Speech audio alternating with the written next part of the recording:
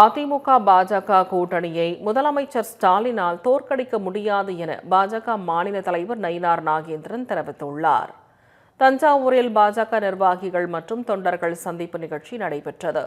இதில் கலந்து கொண்ட பின்னர் செய்தியாளர்களுக்கு பேட்டியளித்த நயினார் நாகேந்திரன் தமிழகத்தில் சட்டம் ஒழுங்கு அவுட் ஆஃப் கண்ட்ரோலில் இருப்பதாக கூறினார்.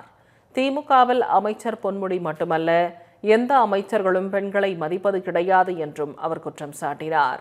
அதிமுக பாஜக கூட்டணியை முதலமைச்சரால் தோற்கடிக்க முடியாது என கூறிய நயினார் நாகேந்திரன் ஆட்சி போய்விடும் என்ற பயம் திமுகவிற்கு வந்துவிட்டதாக தெரிவித்தார்.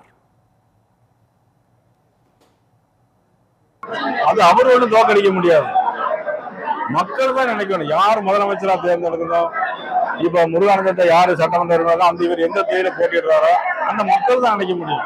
முதலமைச்சர் நினைச்சு எல்லாரையும் தோற்கடிக்க முடியாது.